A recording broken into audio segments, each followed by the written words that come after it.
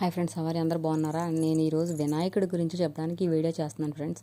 మా ఊర్లో వినాయక సంబరాలు మాత్రం చాలా కోలాహలంగా జరిగాయి. పిల్లలు పెద్దలు అందరూ కూడా బాగా ఈ కార్యక్రమాల్లో పాల్గొని జయప్రదం చేశారు. చాలా ఆనందంగా అనిపించిందండి. ఈ 9 రోజులు కూడా వినాయకుడిని చాలా భక్తి శ్రద్ధలతో పూజిస్తారు. కానీ ఇప్పుడు నేను చూపించే వినాయకుడు ఏంటంటే 7 రోజులు పూజించారు. పిల్లలేసారండి ఈ విగ్రహాన్ని పిల్లలేసి చాలా భక్తి శ్రద్ధలతో 7 రోజులు కూడా పూజించారు. ఆయన్ని పూజించి ఈరోజు ఆయన్ని ఊరేగింపుగా మొత్తం ఊరంతా ఊరేగించి కాలువలోనో చెరువులోనో ఆయన్ని నిమజ్జనం చేస్తారనమాట. అందుకుని బయలుదేరాడు ఆయన నిమజ్జనం అవ్వడానికి.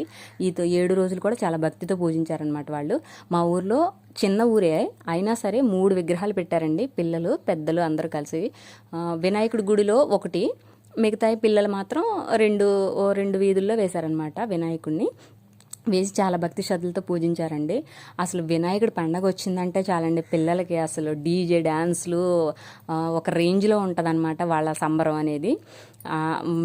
ఈ ఊరేగింపుతో కూడా డీజే బాక్సులు పెట్టి డీజే డ్యాన్సులతో పిల్లలు అసలు ఎలా వేసారంటే డ్యాన్సులు, వాళ్ళ ఎనర్జీ అంతా డ్యాన్సులకే సరిపోయి ఉంటుందండి. అంత ఇదిగా ఎగిరి డ్యాన్స్ వేశారు. చాలా ఉత్సాహంతో డ్యాన్సులు వేశారనమాట. వాళ్ళ సంబరం ఏంటంటే అంబరాన్ని అంటిందా అన్నట్టుగా ఉందన్నమాట.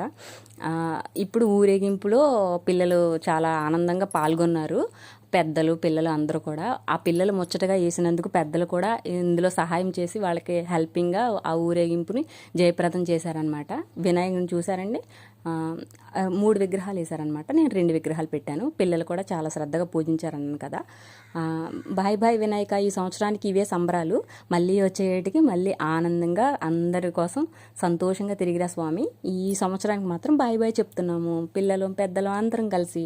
నా వీడియో కనుక నచ్చినట్టయితే లైక్, షేర్, సబ్స్క్రైబ్ చేయండి. Please do subscribe friends.